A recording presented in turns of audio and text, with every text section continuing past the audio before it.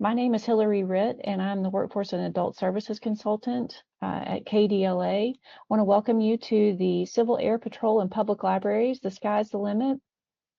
It's going to be presented today by Major Jim Oliver, and he's been a delight to talk with, so I look forward to you all getting to learn from him as well today. We will also this webinar is being recorded, and it's going to be made available to you later. There are slides available in the class module for you as well. And I'm going to go on to the next slide and thank the Institute of Museum and Library Services for being able to sponsor this webinar and make it available to you. And I will now turn it over to Major Oliver. I'm going to share his slides, and so that you all can see. I'm just thankful for him to be here and present today. So thank you, Major Oliver, and I will turn it over to you. If you all have questions, please put those in the chat, and we do have live chat available, and you can access that also via stream text. So thank you. Good morning. Can everybody hear me, or can? Yes, sir. Thank you so much. Yes, sir. Excellent. So good morning to everybody. I entitled my presentation, "What Can We Do for You?" Because what I want to gain from this is to provide you with information about the Civil Air Patrol, what we do, and how we can help you in your furtherance of education of youth and even adult members in your libraries, however you want to work it. So I am a major in the Civil Air Patrol. I'm the Director of Aerospace Education for the Kentucky Wing. If you are not familiar with the Civil Air Patrol, I want to give you a brief history, if I may, please. In 1936, a World War II aviator by the name of Gil Rob Wilson envisioned using volunteer civilian aviators and their aircraft in the protection of the United States.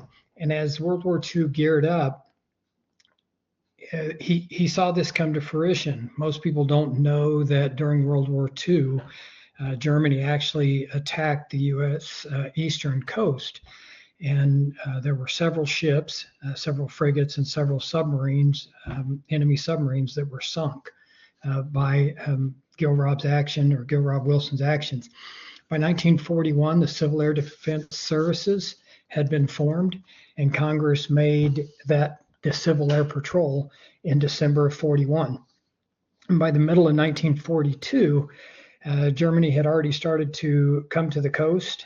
We had 21 bases along the coastline from Maine all the way to Mexico. And later in 1942, as it approached towards the end of the year, the Civil Air Patrol cadet program that invited boys and girls to be a part of the organization. And that was, at that time, it was an introduction to the youth to eventually join the military service. So the Air Force, as you can see there, in 1950 to 75, it became a cadet education shift, which is where we are today. We continue to do that as well. In 76 to 2000, there on the slide, we became part of disaster relief. So the Civil Air Patrol is responsible for 95% of the rescue missions that occur within the continental United States. If an airplane goes down, they've lost track on radar, someone's lost in the woods, out hiking, Civil Air Patrol entities are the ones that show up. We support FEMA. We were in Eastern Kentucky, just these last few days, last week when the flooding hit, and I'm sure we're going to be out in Eastern Kentucky or Western Kentucky. I'm sorry, I get my directions confused this morning. Western Kentucky with the tornado damage that we've had. We support the American Red Cross in blood transportation. Civil Air Patrol is used on a national level. After 9/11, at one point in the United States, the only airplanes that were in the air were military aircraft and Civil Air Patrol, and before everything started flying again. Now, 2001 to today, we're making major changes in what we do.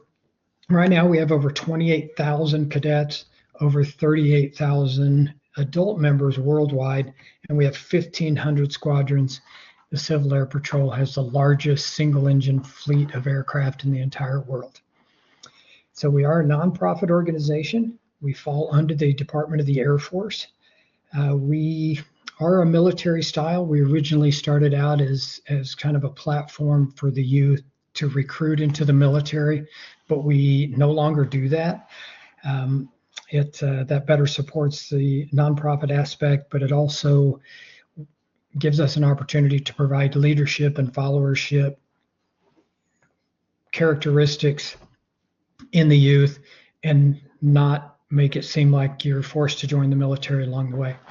The numbers there at the bottom of my slide, in 1924, the Civil Air Patrol were responsible for 34 rescues. You can see there 2360 and 2208. A lot of the actual have to go out to rescue missions have been greatly reduced because we have one of the nation's only cell phone tracking systems that are established, run by volunteers, run by Civil Air Patrol personnel, backed by aircraft, and now we used unmanned aerial surveillance or drone surveillance. We did our first over-the-horizon rescue where they actually flew a drone down into a valley and were able to find a hiker who had fallen and was injured, and we were able to locate that and to rescue them later. Now we didn't perform the actual rescue on that because it took a helicopter, which we do not have. Our mission is we're volunteers serving America's communities, and saving lives and shaping futures through the youth. And our core values, which we make sure every cadet, make sure every senior member or adult member recognizes and uses while we represent the Civil Air Patrol and outside of the Civil Air Patrol, is integrity, volunteer service, excellence, and respect. We have a congressional mandate that occurred in 1941, and it's been adjusted over time. But our responsibility is to, as you can see on the slide, I don't want to read them all to you, but to give you an understanding of what we do. We'll take 12-year-old cadets. You can be as young as 12, as old as 21, and maintain a cadet status. And we teach them not just how to lead, but how to follow. Followership is a lost art in today's society. I think you probably all agree to that. Everybody wants to be a leader, but you can't be an effective leader unless you understand how to be an effective follower. So that's a huge part of what we do. We assist the Air Force in all non-combat programs and missions. We're intimately tied in with the emergency management of the state of Kentucky. They use our assets, and we rely on them to help. We have ground search teams. Cadets are integral part of that. They'll go out looking for downed aircraft, looking for missing vehicles, emergency locator transmitters. We find those for the Air Force through the search and rescue satellites. We'll send signals out, and we'll send out a crew, and we'll find out whether it's a broken ELT, erroneous setting one off, or if it's a downed aircraft. Our charge is threefold: aerospace education, cadet programs, and emergency services. I've touched on the cadet programs, some of that, and also part of the emergency services. But as the director of aerospace education, that's the one I want to dive in more today and answer any questions you have on that aspect. So my question coming back now is, what can we do for you as educators across the state? We have an aerospace education member program. It's a special category of CAP membership. This entitles educators to access the products that the Civil Air Patrol offers. They're designed specifically for aerospace education and STEM education, and it's a fantastic way to integrate some of this stuff into your curriculum. And as I go forward, I want you to understand that as as a Civil Air Patrol member, we're all volunteers. We don't get paid for anything, and I certainly do not get a commission for anybody signing on. Don't even get credit for your participation in any of these programs. I just want you to know that we have information that I believe can help you in your goals as a librarian educator in our state. We have a program called the Aerospace Connections in Education, or ACE program. It's 4 grades, kindergarten through 6th grade. 7th and 8th can use it. When you get up around 8th grade, it starts to be a little below where they would normally be in their education. We started in 2007. As you can see, almost 750,000 students have now been able to participate in the program.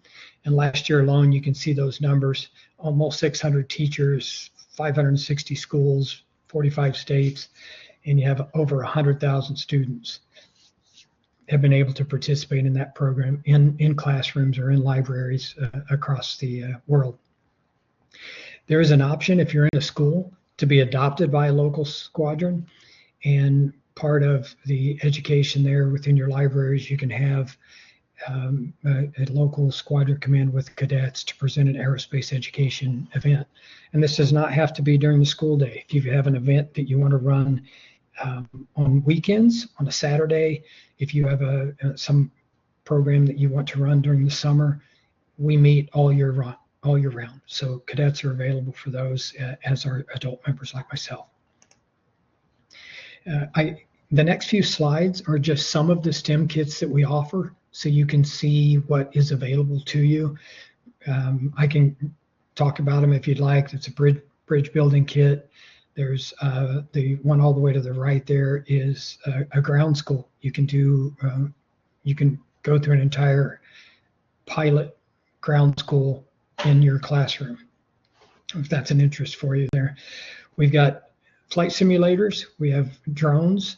The one all the way to the right is Snaptricity. You may have heard that. It's a version of Snaptricity that teaches you how electricity works in your house, and you actually build it. You have a doorbell, and you have lights in a room, and overhead lights, outlets, all of that. It teaches you electrical circuitry. There's a hydraulics. These small kits to the left are ones that you can build, or hydraulics. Just use water for the fluid. We have a Celestron telescope off to the side there. These are the robotics side of it. The best price that I can offer you on all of these STEM kits is free. So you might enjoy that aspect of it as well. There's our additional STEM kits here. Now I want to jump over to publications. The publications are also a part of this. We have Aerospace Dimensions, or Aerospace Journey books. You can pick a person that's famous in our aerospace community or aviation community, and most likely we're going to have a publication that's going to help you with that. The Aerospace for the Very Young up here in the upper right-hand corner is grades kindergarten through 3rd grade, and there are experiments built in, hands-on activities. All of these books include something to engage your student. Other publications, as they go up, these are going to start to increase in age. Model rocketry, advanced model rocketry, tells you how to build them, what to do. We can help you with that. We can assist you with that rocketry program if you want to run one. And it helps our cadets as well, because they can earn a rocketry badge in helping other students. There's some of the AEX and ACE or ACE books there as well. And I know this presentation is going to be available to you later to come back and look in at some of these books. And I appreciate Miss Hillary there posting those links to you so you can go look later. And now here's the hook. In order to become an aerospace education member, there's a one-time $35 membership fee. It has a free renewal as long as you want. So one time every year you have to renew it, and it's just an email you send. You say, I want to do it, and that is not automatic. So one-time fee of $35 gives you access to all the STEM kits that I've shown you here, plus the new ones that are coming out, along with publications. And that access will start at the beginning of the school year. This year, this is the first time I've been in about 5 years, and they've had a shortage actually on STEM kits because they become so popular. So we've procured additional funding, and that's going to start back for aerospace education members the 1st of August. But there's usually a 45-day overlap. So when you ask for a STEM kit, all applications are reviewed at the 1st of the month. So if you were to put in an application today for a STEM kit or request specific STEM kits, it wouldn't be reviewed until April 1st. And then they're shipped out shortly after that. So just plan ahead if you're starting to plan to do some of this training. The links there and the explanation of AEM on our website, Go Civil Air Patrol website, will lead you to those and answer these questions. I'm actually going to jump aside right now because there's a question over here. Is membership available to the whole library, or would each librarian who wants to be a part of the program need to get a membership? One librarian is enough. So what I recommend, and what everyone will recommend to you on that side, is if let's say you plan a program with 25 students or 25 students that you want to reach with a STEM kit, and you have 4 librarians or 3 librarians around that are going to be assisting with that event, order enough STEM kits for 28. That'll increase the number of STEM kits, give you a better ratio of hands-on, because your adult members, those people that are sponsoring, those people that are assisting with the education opportunity, are involved as well.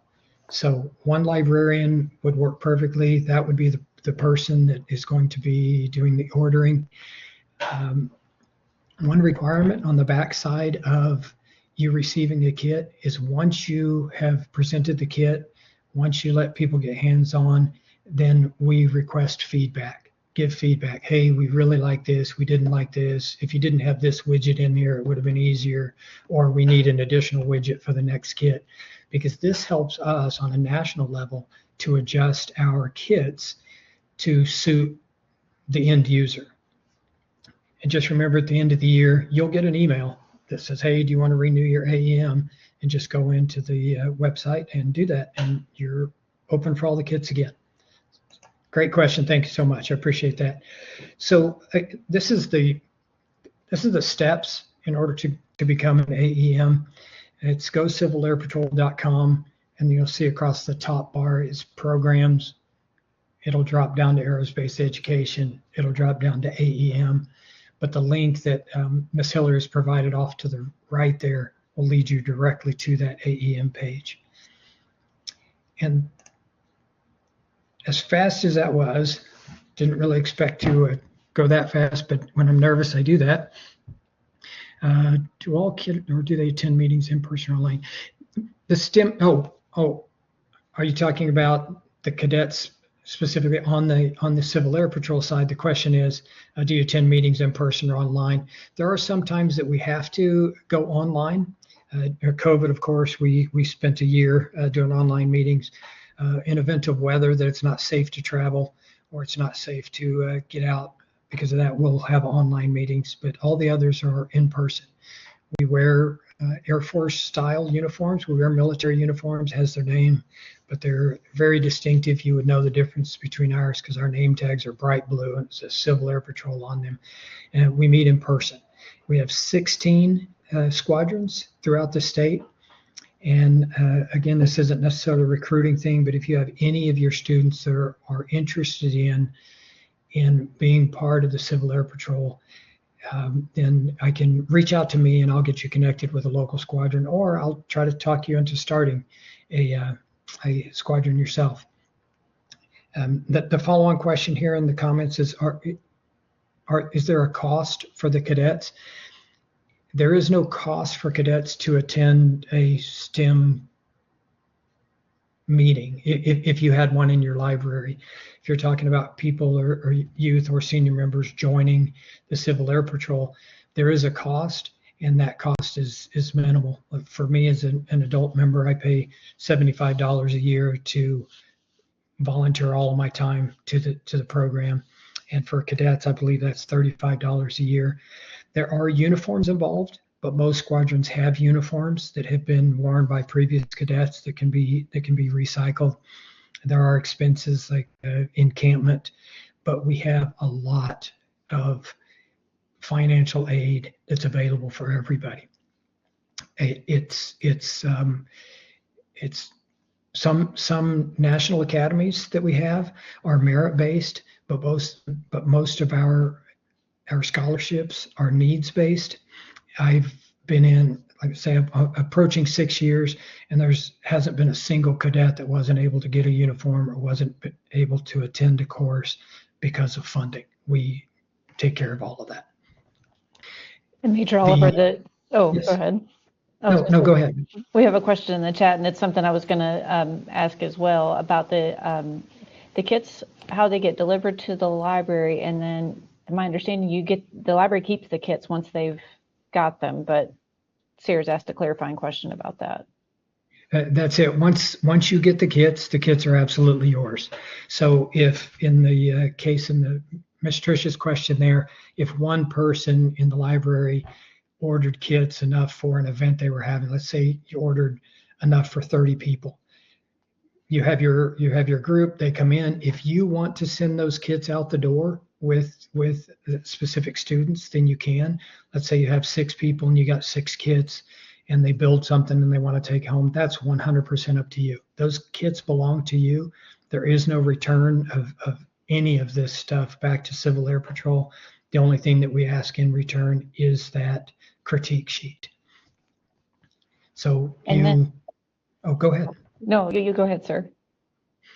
I was just going to say, so those belong to you. Some of them are expendable kits, like the bridge building kit. You build up the bridges, and then we hang weights on them and crush them, destroy them to let the students see how well they held up or how well they didn't. And then if you have bridge building teams, then one team will, win a whatever ice cream cone, whatever you want to push on that side. But it's just a great opportunity for them. So some of the kits are expendable, some of them are not. They have a lot of longevity to them, and those kits are yours. Thank you. And then it's delivered to the library did the cadets deliver them, or is it the library it comes in the mail, the kits do? They come into the mail to the AEM. So whoever that AEM is, you go online, you register, you have an address, and I have 30 or 28 participants. It's going to ask you how many participants you'll have. So let's say you have 25 students and you have 3 adults that are going to be helping. I have 28 participants, and that's big numbers in me. They know how many people can effectively function with one kit, and you'll receive that number of kits, and they're yours, and they'll come to whatever address you want them shipped to. And it doesn't cost you anything for shipping. Your entire cost is $35 for life. It's remarkable. It seems almost too good to be true, and you're looking for the hook, and there's really nothing beyond the initial input and also the return of the critiques. Once you submit the critique, as soon as you say, here's my response to your STEM kit, and you hit enter, as soon as that gets into the system, about as soon as you hit enter, you're eligible to order the next kit. And that goes on and on and on as long as you want to continue to do this. That's a good thing to remember, that you've got to submit your feedback on the kit you just received before you can be eligible to get another kit.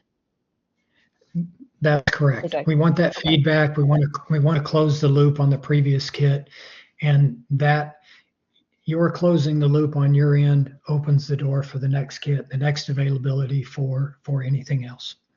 Okay.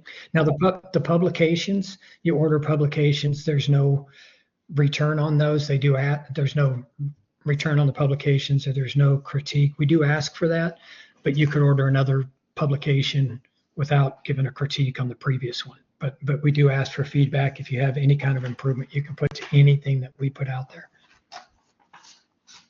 That's wonderful. And I've noted earlier in the chat that many of the folks do offer STEAM and STEM programming at their libraries, both for little kids and then older elementary. So in the chat, if you want to, you please feel free, library staff sharing things that you have done or ways that you could potentially see using these kits with your library patrons. And I see Natasha shared something. Got a question.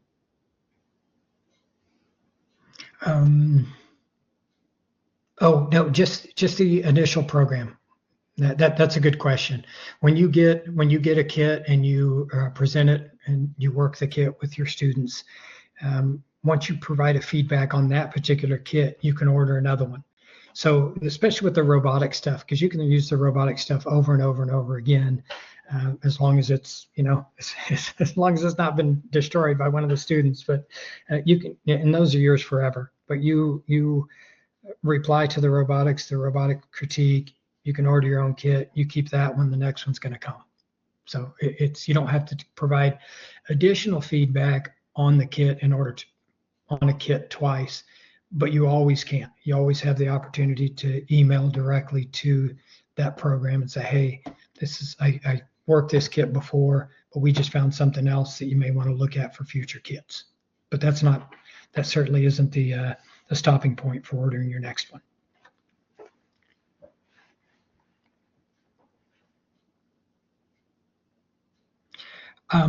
I can tell you that the bridge building kit is probably the most popular one for older teens or adults. I've seen one of our senior member squadrons or adult member squadrons, and they consist mostly of the pilots. They will get, I've seen them get into a very serious bridge building competition to see who can build the best one, hold the most weight. So they can.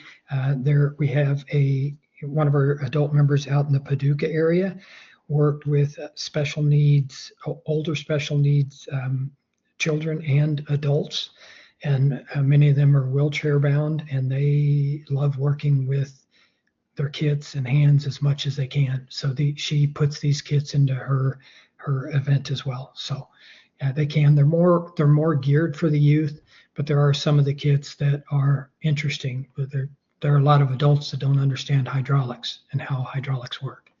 And so those kits are available, and it's great. It's great for everybody, but please understand I'm significantly biased. Thank you, Major Oliver, for touching on the special needs adults and then older adults. Natasha, I know, works with adults, and I think of many of our libraries and bookmobiles bookmobile staff, library staff and bookmobile staff who go to senior centers or assisted living facilities, or even on the bookmobile. Could these be taken out with the bookmobile to supplement programming that happens? It sounds like they could.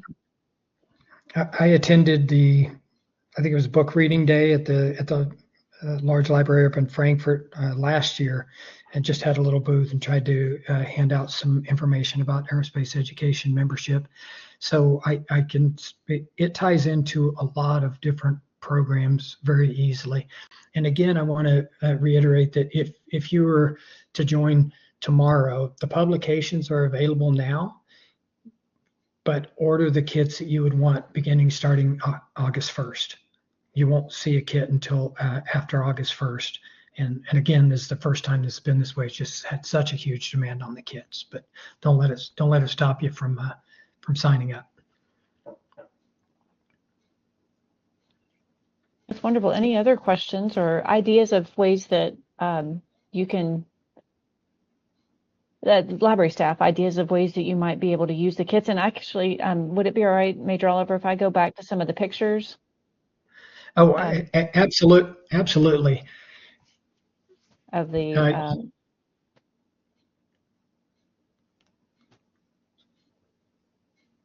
Okay, Miss Natasha just asks, have squadrons ever presented just on what they do to a group of adults? Yes, we do. They're normally when we get out, there are some adult programs that like hearing about that stuff, but for the most part, the stuff that we do on the cadet level doesn't interest a lot of the adults that aren't actively engaged. We do bring squadron meetings. We'll run cadets and adult members over to talk to other youth programs, but that is to get other youth interested in the Civil Air Patrol. I've had presentations. I am willing to do that. If you have a big group and you want to have me come to your library, I would be glad to do that. I actually get another zero in my zero paycheck for stuff like that. Since we don't get paid, I just always like to add another zero to the things that I do. So I'll come out with a large air pressure class and teach children and adults. I've had a lot of adults have the little head explosion moment when I'm talking about air pressure that people just don't think about on a day-to-day basis. So you have my email address out there, so reach out to me because I would be glad to work something out with you. Major Oliver, too, you touched on earlier on in the presentation about disaster efforts, and particularly, and you touched on Eastern Kentucky, and our libraries, some are serving as disaster relief centers. Are there tools or resources that Civil Air Patrol can provide to library staff in support of the community members that they serve? Other than this, from an aerospace education membership program, none that I know of.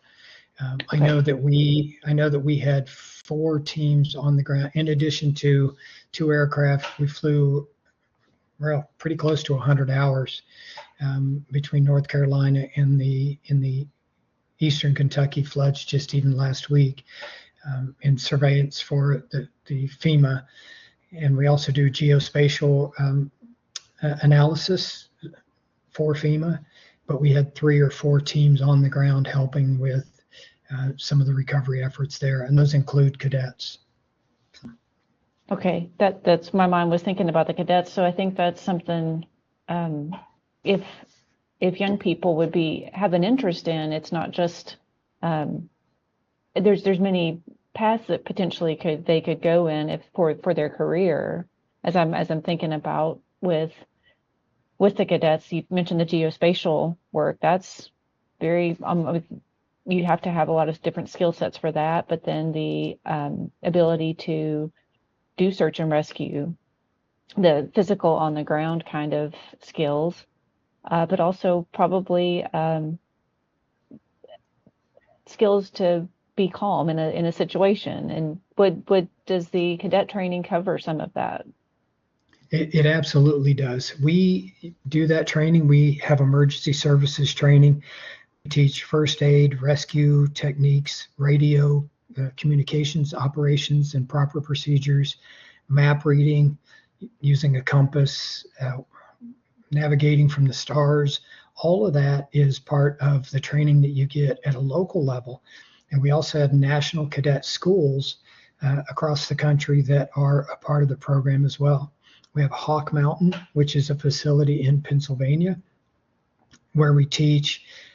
My son went and he learned to be a wilderness rescue. He became wilderness rescue qualified. So that was wilderness first aid, how to treat somebody out there, get them secure, get them stabilized, get them ready for transport, and build a makeshift litter and get them out. And that's just one of them. We have numerous programs for the cadets themselves.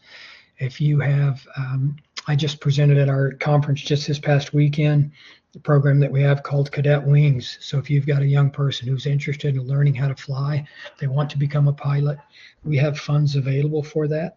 Now that's, it's a very competitive program, but we have 4 venues for that, and the Civil Air Patrol will pay for that.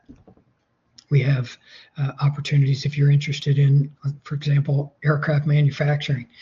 We have a national school that allows you to go to Wichita, Kansas, and you'll go to the Cessna Aircraft Company production facility, and you'll get on the floor with the other workers and drive rivets and see how airplanes are put together.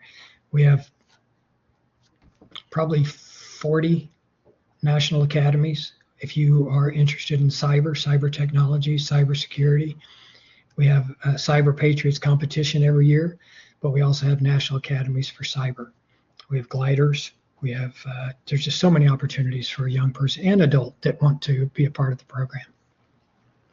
And if our library staff have questions about that and want to, or their teen advisory boards or their groups, their teams that they work with are interested in this, they can contact you, Major Oliver. They can, they can, and I would be perfectly willing to grab those email, forward them to the appropriate person. We do have a Kentucky Wing website, and you can go to the Kentucky Wing website. You can see where our squadrons are. Reach out to a local squadron, and if you want to allow us one of the local squadrons to adopt your school or your library, then they tie into that. That actually helps the squadron commander and the local squadron cadets to be more involved in the community. And most squadrons would just jump on the opportunity. But if you don't have a squadron in your area, you can always start one. So I thought I would throw that out. Thank you. Yes, thank you, Ms. Tricia, for that. Thank you, Tricia. That's some good questions. Any other questions or ideas folks want to share in the chat? Thank you so much, Major Oliver, for your time and sharing this wealth of information with our library staff. We've got folks on here from western part of the state to the eastern part of the state and places in between. So Graves County, Perry County, Lincoln County, Taylor, Henry County. So please reach out if you have any questions about Civil Air Patrol, about anything I've discussed today, or maybe some things I haven't discussed. I can get you connected with a local squadron if there is one. And if you want to have an event or have a small aerospace education event at your library, holler at me and I'll see if I can work it out with my otherwise busy schedule. I'll drop in. And I want to thank, again, Major Oliver for being here and sharing about the STEM kits that the Civil Air Patrol through their educator program offers, the publications that are offered, the cadet program that's available. If you have any questions further that you want to follow up on, I'm happy to connect you as well. You have Major Oliver's email, but I will drop my email in the chat. I would also ask that you please give us your feedback on the form. This form I'm going to drop in the chat as well. That lets us know how we can better provide training for you all. And this webinar has been recorded, will be made available through the online learning portal in the next few weeks or so. The course material is available on your Blackboard Collaborate class as well. Look forward to hearing your thoughts on this webinar and that you all get connected with these STEM kits that are available to you. Please let us know if you have any questions at KDLA. And again, thank you, Major Oliver, for this very informative presentation and the great resources and the work you're doing. It has been absolutely my pleasure. Thank you for the opportunity to present. And if you have any questions, feel free to reach out. And I won't turn any question away. And I'll get you directed to the place you need to be if I don't have an answer. I'll let you know I don't have an answer. I'm not going to be one of those. I'll find it for you. Thank you so much, Ms. Hillary. I appreciate you. Thank you.